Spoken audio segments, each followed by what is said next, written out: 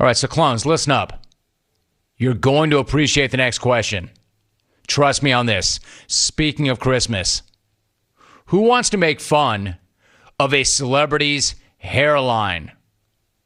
Do I have your attention? I thought so. Good. Do not go anywhere. I will come back to that in a second. First, let's take a moment and talk about Ray Allen. You know Ray Allen, the former 5th overall pick out of UConn, turned first ballot Hall of Famer. All Ray Allen did between 1996 and 2014 was average 20 a night for a decade straight, rip a couple of NBA championships, go to 10 All-Star games, hang a gold medal around his neck in Sydney. I mean, my man was barely human on the court. Barely human. Barely human in terms of work ethic and preparation. Barely human on the court. But, like the rest of us, he is a mere mortal off of it. And like the rest of us, Ray Allen is going through the lockdown and the trials and the tribulations that come along with it. It doesn't matter if you're Ray Allen, Hall of Famer, or just Ray from accounting, or Ray from Tampa. Life has changed for everyone. And one of the biggest changes right now has been in the way of personal grooming, or lack thereof. Right now, if you want to get a haircut, you either have to be living with a barber or know how to buzz your own head, or go to YouTube and watch some instructional videos. Now, Ray Allen, who kept his dome cue ball tight for most of his brilliant career, is saying, bleep it, screw it, he's growing it out. The problem is, Ray Allen's hairline has backed up to where he shot and made just under 3,000 three-pointers. Except Ray is turning a problem into a social media challenge. And in an Instagram post yesterday, Ray uploaded a selfie of his current situation up top. And let's just say, my man's hairline is paying out-of-state taxes. And no shame in that at all. 50 million men in the United States are living some version of that same reality. And as fellow hairline receder Tiger Woods would say, yeah, it happens. Yeah, it happens. Happens to us all. Happens to us all. Along with the photo is a caption and a call to action, which reads in part, quote, I wasn't going to post this, but 2 tears in a bucket. I'm going to ride my George Jefferson out until the Rona kicks rocks.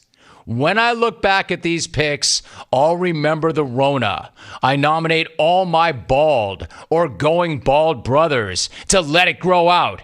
You all know who you are, end quote. It's an amazing quote, an amazing caption. I'm going to ride this Rona out until it kicks rocks. And then below the caption, he tags Rip Hamilton, Stephon Marbury, Damian Wilkins, Carlos Boozer, and LeBron. First off, it's awesome. Just awesome. Best Rona-related challenge yet, maybe? Nothing would be better than all these dudes growing out their, quote, George Jefferson. And sidebar, find me a funnier human being than George Jefferson.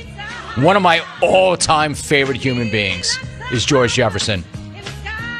R.I.P., my man. Secondly, how about him tagging Carlos Boozer? My man had the most famous paint job of all time back in 2012 when he literally painted his head. Look it up. My man spray painted his hair on for a game, walked right out on the court, and played on TV looking like a Lego man. It's incredible. He told ESPN years later that he tried to shampoo it out 7 to 8 times. My man looked like he tripped headfirst into a bucket of jet black shoe polish and then still had the gonads to put himself on TV for a couple hours. It was amazing and something nobody will ever forget. So, Booze letting whatever's left of his hairline grow out would not even come close to the look that he had 8 years ago in terms of shock and awe and embarrassment. But I also love that King James got nominated by Ray Ray. Here's why. I mean, if you're going to tag people and put them on blast, may as well shoot for the stars. Go big. And there's no bigger guy on the planet right now than Braun. And by the way, LeBron, you owe Ray Ray. You owe him big for 2013. Remember? I love George Jefferson.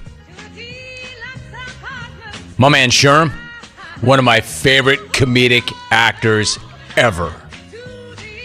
That's one of my favorite TV shows ever. I love the Jeffersons. Find me a funnier TV show, honestly. So good. My man Sherm was one of the funniest guys ever. Ever. If you got a problem with Sherm, you got a problem with you.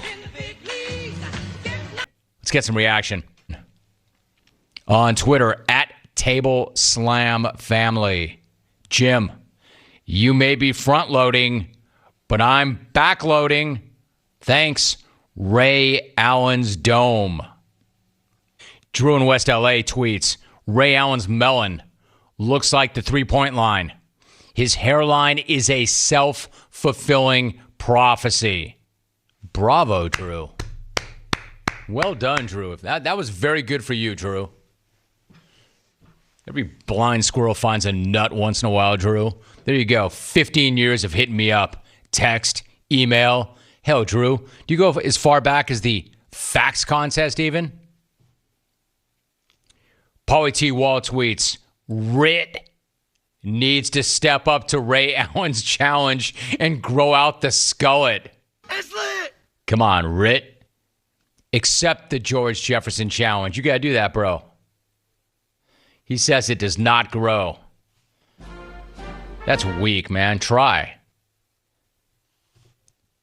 @Stucknut tweets, when I'm not cutting my hair, I enjoy playing the spoons. Kirk Heinrich. Heinrich looks like he cuts his hair with a spoon. Yo, man, what's up? Keith Van Horn didn't want any of that spoon humor. Rome, make sure Ritt is a team player and grows that hair longer to participate in the Jefferson Challenge. If he doesn't, make sure he gets reprimanded by CBS. John in Huntington Beach. Hey, John. I think, quote, CBS has more important things on their mind right now as to whether or not Rick can grow his hair. Hey, Rome, a haiku. A haiku for you about Ray Allen. A Hall of Famer, hairline like his fadeaway, falling back from deep. Francis in Glendale wore Ira Craig using manhole covers as waffle makers. Dude, biggest waffles ever. Ms. Nika's in. The Queen. Wore the clones out there rocking the horseshoe. And the cul-de-sac. And the power donut. And the you can't quit, you're fired. Anybody else? Today's the day to do it. You have a green light. You have permission. We're not doing it tomorrow. DLH 1029 tweets, Sanford and Son, #1. Jefferson's, #2. Hey, Dave. All right, so listen. Hey, if I did not have the kind of ability that I have and the kind of support staff that I have, I would do that show. But I don't need to. But from me to you, Dave, you're entitled to your opinion. Just know that your opinion's wrong. Sanford and Son is not better than the Jeffersons. It's just not. And nobody is better than George Jefferson. Sanford and Son was great, but it was not the Jeffersons. I mean, we're all entitled to our opinion, but my opinion is right as it relates to that. Red Fox is an unbelievable comedian. Unbelievable. And that was a great show. But he's not Sherm. Don't at me. Do not at me. And that's not a reason to go either, that I'm taking Sherm over Red. Both great comedians. Great comedic actors. Just Sherm's my guy. That guy, his timing was so incredible. My man was so over the top. He just was so good. Wells in the 360. The Mark Davis challenge would be so much better than the George Jefferson challenge. Agreed. But Mark Davis is the only guy in the world who's got a haircut like that. Who else would be a part of that challenge?